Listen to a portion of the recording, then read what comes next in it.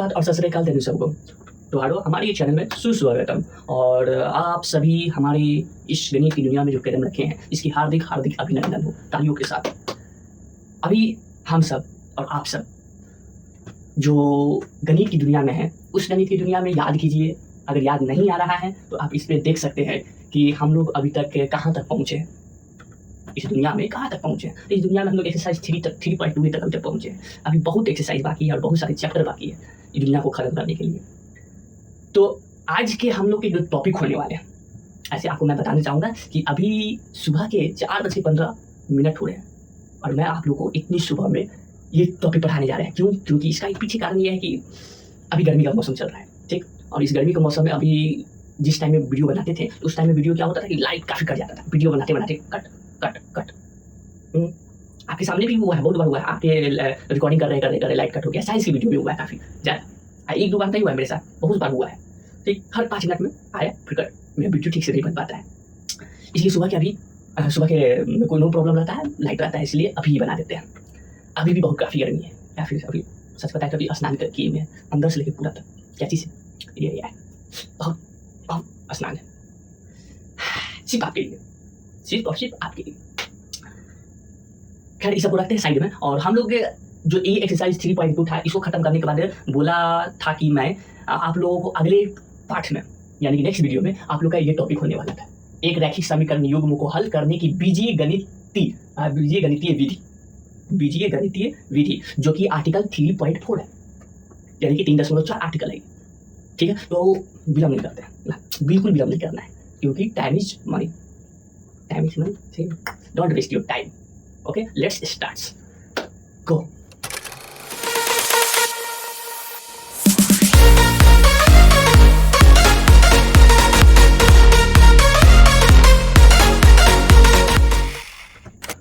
तो जी मेरे प्यारे साथियों, आप लोग आ गए मेरे इस दुनिया में जिसकी शुभकामनाएं आप लोगों को। अब हम लोग जिस आर्टिकल को पढ़ने जा रहे हैं उस आर्टिकल को, पहले आर्टिकल की हिंदी में तो पता नहीं होगा आप लोग को क्या कहते हैं। फिर उस आर्टिकल में जो टॉपिक है बिहार बोर्ड को जो हिंदी में बोला जाएगा वो ये है, क्या है, एक रैखिक समीकरण युग्म। यानी कि अभी तक आप जो समीकरण को हल कर रहे थे वो हल करने में थोड़ी कठिनाइयाँ थी। कैसे? क्योंकि उसको जो हल करते थे वो ग्राफीय विधि था, लेकिन इसमें युग्म को हल करने की बीजीय गणितीय विधि को जानना है। इसी को सीबीएसई बोर्ड वाले बड़े अच्छे नाम से बोलते हैं algebraic method of solving a pair of linear equation. Okay, लेकिन दोनों में पढ़ाई एक ही है, उसका इंग्लिश में है, इसका हिंदी में है। लेकिन सारी बात तो हिंदी में बिहार बोर्ड के लिए होता है, लेकिन उसका क्या होता है, उसका कुछ बात इंग्लिश, अधिकतर बात हिंदी रहता है, ठीक है। तो इसको समझना उतनी भी बड़ा मुश्किल नहीं है, लेकिन इसके अंदर भी सब आर्टिकल इसमें दिए हुए, सब आर्टिकल। कहने का मतलब जैसे कि ये एक आर्टिकल आपका तो ये मेन आर्टिकल हो गया 3.4, लेकिन इसमें सब आर्टिकल घुसाए हुए कुछ ये 3.41, जिसको विधि को, इसमें एक यही विधि नहीं है जो बीजीय गणितीय विधि जो है, इसके कुछ 3 विधि अंदर आते हैं। इसके अंदर 1 मिनट कितने विधि आते हैं? 3 विधि आते हैं, ओके, जिसको हम लोग सब आर्टिकल में पढ़ेंगे। ओके, जो सबसे पहला जो इसमें आएगा वो सबसे फर्स्ट में आएगा क्या है, प्रतिस्थापन विधि। किसके अंदर आ रहा है? तो ये आ रहा है आपका बीजीय गणित, जिसको इंग्लिश में अलजेब्रिक कह रहे हैं, अलजेब्रिक। ओके, अलजेब्रिक, इसको इंग्लिश में क्या बोलते हैं? Substitution method. ओके, ये होगा आपका 3.4.1 आर्टिकल में, ये यहाँ पे। ओके, फिर सेकंड में आपका कौन सा? विलुप्त विधि। कहा गया, दिखाते हैं आपको।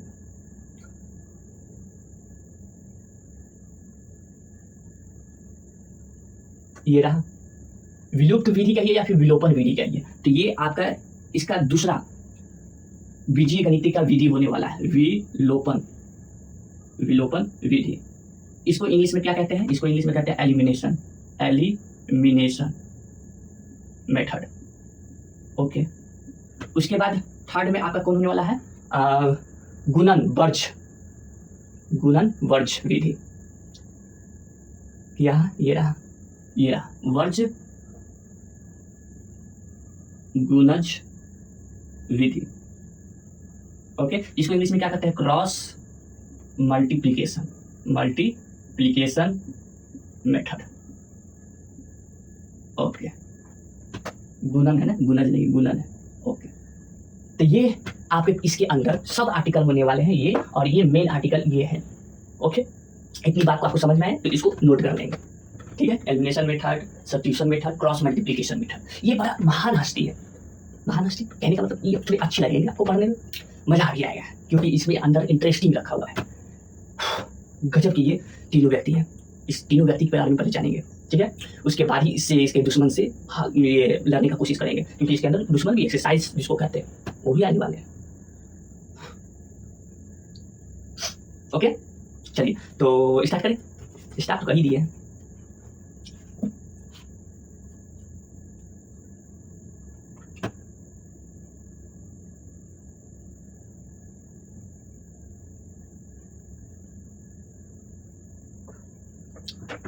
तो मेरे प्यारे साथियों सब देखिए, अभी तक का हम लोग के पास जो गणितज्ञ थे, कहने का मतलब जो मैथमेटिशियन, इंग्लिश में मैथमेटिशियन, ठीक।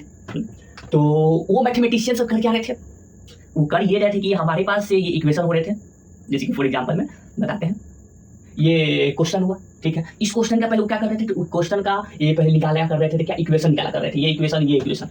ओके, इक्वेशन निकालने के बाद क्या किया करते थे, उसके बाद ये निकाला करते थे, जिसको क्या कहते थे, सारणी, नहीं हाँ सारणी ही आता, ठीक है। तो ये सारणी निकालकर उसके बाद इसमें निर्देशांक निकाल करते थे एक्स और वाई का, बहुत अच्छा बात है। उसके बाद क्या किया करते थे, तो उसके बाद ये किया करते थे कि इसको ग्राफ पे इसको दर्शाते थे, ठीक है। दर्शाने के बाद क्या करते थे, उसके बाद वो देखा करते थे कि इसमें 3 तरह के ग्राफ बनते थे।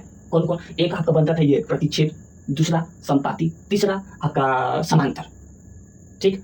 ये कौन सा बना, तो ये प्रतिच्छेद वाला बना। तो इसका कहीं एक बिंदु होगा जिसका एक दोनों इक्वेशन को, यानी कि दोनों समीकरण को संतुष्ट कर रहा है, ये वाला आपका बिंदु। तब देखा करते थे कि अच्छा इसका हल ये वाला है, ग्राफ विधि से इसको हल किया करते थे।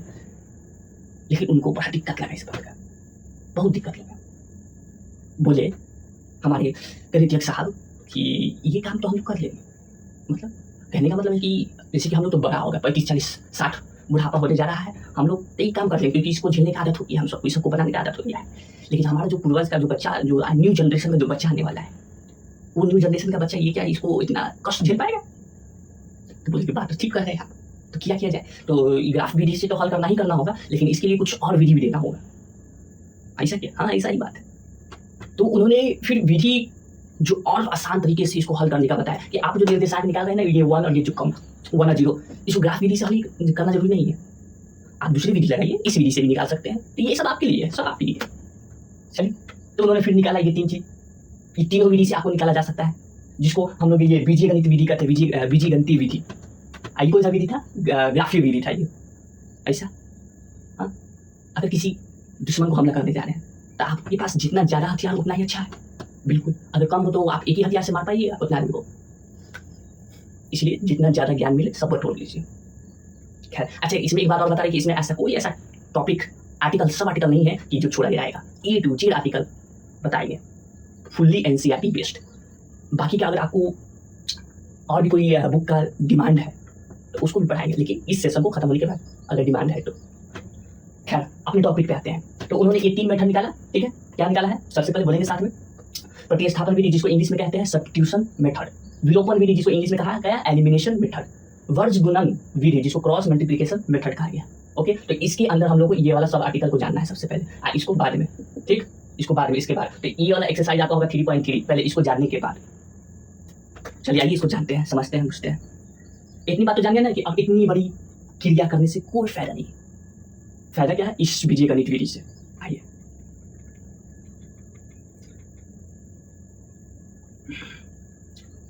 कहाँ गया,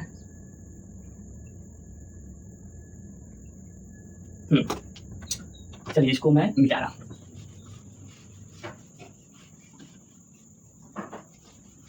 ओके जी, अब यहाँ पर ध्यान देने की बात है। यहाँ पे सबसे पहले बोला गया है इस आर्टिकल में कि पिछले अनुच्छेद में हमने रैखिक समीकरण योग उनको हल करने के लिए ग्राफीय विधि दिया था। अब ग्राफीय विधि नहीं है, अब कौन सा विधि है, आपका बीजीय गणितीय विधि, जिसको सुविधाजनक कहा गया। सुविधाजनक कहा गया, हाँ यहाँ पे सुविधाजनक। ग्राफीय विधि में नहीं होता था, लेकिन इस विधि में है, क्योंकि इसमें 3 तरीका है, 3। ओके, क्या लेने के लिए निर्देशांक को प्राप्त करने के लिए, यानी कि उन दोनों इक्वेशन के लिए सॉल्यूशन खोजने का तरीका। कहने का मतलब अगर आपके पास ग्राफिक विधि से हल करना होगा इसका इसका, ठीक है, उसके बाद फिर इसका इसका इसका इसका, तो क्या हल हो सकता है?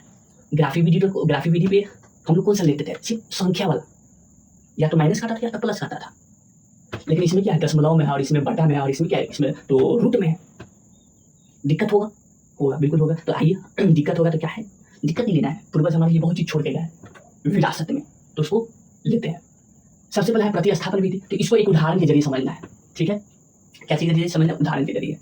चलिए आइए उदाहरण के जरिए, उदाहरण नंबर क्या लेते हैं, पहले लिख लेते हैं प्रतिस्थापन विधि। इंग्लिश में क्या कहते हैं, substitution method. Okay, any problem? No, कोई दिक्कत नहीं है। चलिए ठीक है। इसके अंदर आ रहा है उदाहरण नंबर 7, उदाहरण 7। ओके, इसमें आपको दो इक्वेशन दिया गया, एक ये है, कौन सा है, 7x माइनस का 7x माइनस का 15y बराबर में 2, ये है पहला समीकरण। ओके, दूसरा समीकरण x प्लस का 2y, x प्लस का 2y इज इक्वल टू यानी कि बराबर में 3, ये है आपका दूसरा समीकरण। तो इन दोनों समीकरण को करना क्या है कि इसको कुछ चरण में इसको बनाना है, ठीक है। जैसे कि इसमें यहाँ पे चरण लिखे हुए हैं, चरण नंबर 1, फिर चरण नंबर 2, फिर आएगा चरण नंबर 3, उसके बाद आपका हल निकल जाएगा, ठीक है, बिल्कुल। तो चरण में सबसे पहले क्या करना है, चरण नंबर 1 में कि समीकरण को लेते हुए किसी एक चर को दूसरे के पदों में लिखते हैं। पहला चरण में, कहने का मतलब इधर हल करते हैं, इंग्लिश में क्या कहते हैं, सॉल्यूशन। ओके, ये दो हमारे पास है ना समीकरण, तो ये दोनों समीकरण को क्या करें कि एक पद में लिखिए, एक पद। कहने का मतलब ये जो ए को ऐसी कोई छोड़ दीजिए, ठीक, और दूसरे को इसकी जगह पे स्थापन कर दीजिए। यहाँ पे लिखा हुआ है प्रतिस्थापन, दो इक्वेशन है, ठीक। ये दो इक्वेशन में कर क्या रहे हैं कि इस इक्वेशन को x के रूप में यहाँ पे रखेंगे, बनाएंगे इस समीकरण को ऐसा रखेंगे कि इधर x हो और बाकी सब उधर हो। क्यों, इसका कारण बताएंगे। इसको जैसे के तस छोड़ देना है। पहला चरण 7x माइनस का 15y बराबर में 2। ओके, ये था पहला समीकरण, बिल्कुल। दूसरा क्या है, x प्लस में 2y है ना, क्या काम करते हैं, प्लस 2y को उधर ले चलते हैं, तो ले चलते हैं तो उधर जाके क्या हो जाएगा, बराबर में इधर 3 है तो माइनस का 2y हो जाएगा, 2y। इसको दूसरा तीसरा समीकरण जो भी का है, इसको तीसरा बना देते हैं, तीसरा। क्यों, ये दूसरा था, तीसरा में इसको ऐसे बना दिया, ठीक है। ये चरण नंबर 1 हो गया, स्टेप नंबर 1। स्टेप नंबर 2 में यहाँ पे लिखा हुआ है प्रतिस्थापन। प्रति का मतलब इसको एक पद में बदल दे, और उस एक पद में जैसे कि x का यहाँ पर कुछ निकाले हैं उसको स्थापन कर दे पहले वाले समीकरण में, स्थापन, ठीक। तो स्थापन वहां कर देते हैं, इस जगह पे x यहाँ दिख रहा है। तो स्टेप नंबर 2 में 7x x जो है उसकी जगह पे ये रख रहे हैं, ठीक है। क्या है, 3 माइनस का 2y, फिर क्या है माइनस का 15y, अब बराबर में इधर क्या है 2 है। ओके, कर दिया स्थापन। अब स्थापन करने के बाद क्या करें, इसको और हल कीजिए, करते हैं। तो लिखेंगे इसके यहाँ पर क्या छिपा हुआ है, गुना, 7 को 3 से गुना करें, 21 माइनस 7 गुना 14y, इधर क्या है माइनस का 15y, बराबर में इधर क्या है 2 है, ठीक। इधर क्या है 21, इधर माइनस, इधर माइनस, माइनस माइनस प्लस हो जाता है, तो माइनस माइनस प्लस, 5 4 9, 1 1 2 29, क्या चीज में आएगा, माइनस में, और इसके साथ क्या है y है, बराबर में 2। कोई दिक्कत नहीं है। इस माइनस का जो 29y है उसको उधर भेजते हैं, ठीक, और इसको उठाकर इधर ले आते हैं, माइनस का उधर जाएगा तो प्लस का बच जाएगा, 21, आई प्लस का इधर आएगा तो माइनस का, ठीक है, 29y। कोई दिक्कत नो। 21 में 2 जाएगा तो 19 20 21, यानी कि 19 बराबर में 29y। कोई दिक्कत नहीं, कोई दिक्कत नहीं है। तो y का मान निकालना है, तो y का निकालने के लिए क्या करेंगे, 29 को उठाकर इधर भेजेंगे, तो इधर हो जाएगा आपका क्या, 19/29 equal to y, 19/29 equal to y। तो इस x को यहाँ पे रखने पर y आपको मिल गया। एक और चाहिए ना, क्या चाहिए, x चाहिए फिर से। तो ये जो आया है, स्टेप नंबर 3 में क्या करेंगे, इस y का जो हल है उसको यहाँ पर आप रखेंगे, इस फर्स्ट समीकरण में, जिसको जैसे के जैसे छोड़े हुए थे, उसको कुछ नहीं किए थे, ठीक। तो आते हैं इस स्टेप नंबर 3 में। स्टेप नंबर 3 क्या है? अच्छा, इसको भी कुछ नाम देते हैं। ये है आपका चौथा में जो y का मान आया है उसको इसमें रखना है, तो ये सब लिखना पड़ेगा आपको, लेकिन आपको मैं नहीं लिख रहा हूँ। चलिए, इधर क्या है? 7x माइनस का 15y। अच्छा, x का मान आप यहाँ पर भी रख के बना भी सकते हैं। कहाँ? इसमें भी। तो ये ले लेते क्योंकि वो ज़्यादा आसान बनेगा। ये वाला रख ले, हाँ रख लेते हैं। x इज इक्वल टू कितना है? माइनस का 2y। चलिए ठीक है, 3 माइनस 2 गुने y का कितना मान आया? 19/29। 19/29। ओके, चलिए ठीक है, इसको गुना करेंगे। 3 माइनस का है 19 को 2 से, तो 19 38/29। ओके, इसका क्या ले लेते हैं? इसका एलसीएम ले लेते हैं। तो एलसीएम कितना आएगा? 29 आएगा। तो 29 को 3 से करेंगे तो 9 × 27, 3 × 6 = 2 8 माइनस 29 को एक बार करें तो यहाँ पर क्या आ जाएगा? 38। इधर क्या है? x। ओके, इधर क्या है? x चल रहा है। 87 में 38 घटाएंगे तो 9 8 17, इधर 9 बचा और इधर आता 5 7 में से 3 गया तो 4। ओके, नीचे कितना है? 29 है। ठीक है, कोई दिक्कत नहीं होना चाहिए। तो ये स्टेप नंबर 3 में इतना काम कर दिया। अब स्टेप नंबर 4 में इसका क्या निकल गया है? सॉल्यूशन क्या निकला है? x कितना है? 49/29, y कितना है? 19/29। ये इसका प्रतिस्थापन विधि के द्वारा निकल गया है इसका हल, निर्देशांक। कोई दिक्कत नहीं। तो ये जो आपका जो निकल के आया है 49 29 y = 19/29, ये दोनों समीकरण को क्या करेगा? संतुष्ट करेगा। और इसी चीज को पाने के लिए हम लोग ग्राफी विधि से कितना मेहनत कर रहे थे? बहुत मेहनत कर रहे थे, बहुत। अब उतना इसमें मेहनत करना पड़ा नहीं। इसको समझ में आया हो तो ठीक है, इसमें तो इसका एक और उदाहरण देते हैं। इसको देख लीजिए। चलिए, इसका एक और उदाहरण देते हैं आप लोग को। तो आइए, अगली उदाहरण है, इसको समझ के खत्म करते हैं। ठीक, उदाहरण नंबर 9। इसमें कुछ दिया हुआ है समीकरण, जिसको जल्दी जल्दी लिख लेते हैं। एक है 2x प्लस का 3y बराबर में कितना है? 9। उसके बाद क्या है? 4x, उसके बाद प्लस का 6y 6y is equal to कितना है? 18। ठीक, इक्वेशन फर्स्ट, इक्वेशन सेकंड। एक को जस्ट जस्ट छोड़ देंगे और दूसरे को एक्स वाई की तरह लिख देते हैं। 2x प्लस का 3y इज इक्वल टू 9। ठीक है, ठीक। इस पे आइए, ये है equation number first. 4x plus का 6y इज इक्वल टू 18। ये दूसरा इक्वेशन था, बिल्कुल लिख लेते हैं। अब इसको प्रतिस्थापन करके इसको विधि द्वारा हल करना है, करेंगे। इसमें 2 कॉमन निकल रहा है, तो 2x प्लस का 3y इज इक्वल टू कितना है? ये 18। 2 से ये क्या होगा? कट जाएगा, बराबर में इधर इसको कट जाएगा तो कितना आ जाएगा? 18/2। 2 से कट गया तो 9, बराबर में 9। ये इक्वेशन नंबर थर्ड। ओके, हाँ। अब क्या करना है कि इसको x के टर्म में इधर लिखते हैं, बाकी सबको उधर। तो 2x प्लस का ये था स्टेप नंबर क्या? 2 था। Okay, step number 2। Step number 3 में आइए, स्टेप नंबर 3। इधर 9 है, ठीक, प्लस का उधर जाएगा तो माइनस का 3y। x निकालना है, x रहने दिए 9 माइनस का 3y, अब बटा में इधर क्या? 2। ये चौथा समीकरण। ठीक, स्टेप नंबर थर्ड। यहाँ स्टेप नंबर थर्ड। इस x का जो निकला है मान, उसको क्या करते हैं? इस समीकरण पे रख देते हैं। तो 2x प्लस का 3y बराबर में क्या है? 9 है। x की जगह रखते हैं, तो 9 माइनस का 3y, अब बटा में क्या है? 2 है। ठीक, प्लस का इधर क्या है? 3y बराबर में 9। 2 से 2 कट गया, माइनस का 3y और प्लस का 3y बराबर में क्या है? 9। ठीक, इससे ये कट जा रहा है, इससे प्लस माइनस क्या हो जा रहा है? कट जा रहा है। ठीक है, और इधर क्या आ रहा है? 9 बराबर में 9 आ रहा है, 9 बराबर में 9 आ रहा है। इसका मतलब क्या समझ रहे हैं? तो इस y की जगह पे ये जो देख रहे हैं, y की जगह पे बोल रहे हैं, इससे जो मान निकला है दोनों तरफ 9/9 बराबर 9, तो इसका ये मतलब है कि इसका अनेकों हल है। ठीक है, इसलिए दोनों तरफ क्या है? बराबर आया है। ठीक, अभी फिर से लाइक करिए, फिर से क्या लाइक करिए। तो आज के लिए इतनी पर समाप्त करते हैं। ठीक है, तो आपका कुछ इस प्रकार से हल करना रहेगा, उसके बाद इसकी और प्रैक्टिस कर लेंगे एक्सरसाइज में।